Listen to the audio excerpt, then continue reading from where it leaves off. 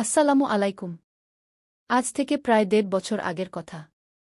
আমি তখন আমার বাবার বাড়িতে ছিলাম। তো বিকেলে হাঁটাচলা করছিলাম। তখন মাইক অ্যালাউন্স শুনতে পেলাম, যেখানে বলা হচ্ছিল, কেউ হারিয়ে গিয়েছে। অতঃপর আমি আমার মাকে জিজ্ঞেস করলাম, মা, কি হয়েছে? মা বলল, পাশের গ্রামে একজনের নাম ধরে বলল, অমুকের স্ত্রী হারিয়ে গিয়েছে।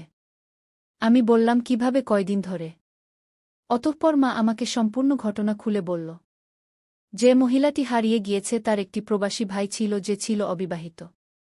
সে নিজের চলাফেরার টাকা ছাড়া সব টাকা বোনের কাছে পাঠিয়ে দিত জমা করে রাখার জন্য, যাতে করে সে বাড়িতে এসে বাড়ি করে বিয়েশাদী করতে পারে। আর ভাইটি প্রায় ১৫ লক্ষ টাকার মতো জমা দিয়েছিল বোনের কাছে। অতঃপর ভাইটি দেশে ফিরে যখন বোনকে বলল, আপা, আমার টাকাগুলো দাও তো। বোন বলল, আমার কাছে কি কোনো টাকা পয়সা দিয়েছ? আমি কোথা থেকে টাকা দেব? শোনা মাত্রই ভাই স্টক করে সেখানেই মারা যায়। তার কয়েক মাস পর থেকেই বোনটি মারাত্মক অসুস্থ। মাথায় সমস্যা। কখনো রাত্রে বাহিরে হাঁটাচলা করে, আবার কখনো পানিতে গিয়ে বসে থাকে। পুরো পাগলের মতো একটা অবস্থা। এরপরে শেষ পর্যায়ে এমন হয়েছে, তাকে খুঁজে পাওয়া যাচ্ছে না।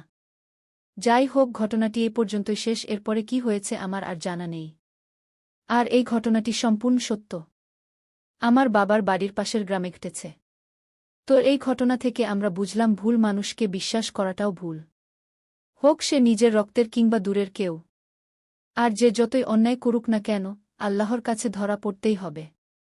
কেননা আল্লাহ ছাড় দেন, ছেড়ে দেন না। ভাইটির বোন সেই টাকাগুলো ভেঙে খেয়ে ফেলেছে।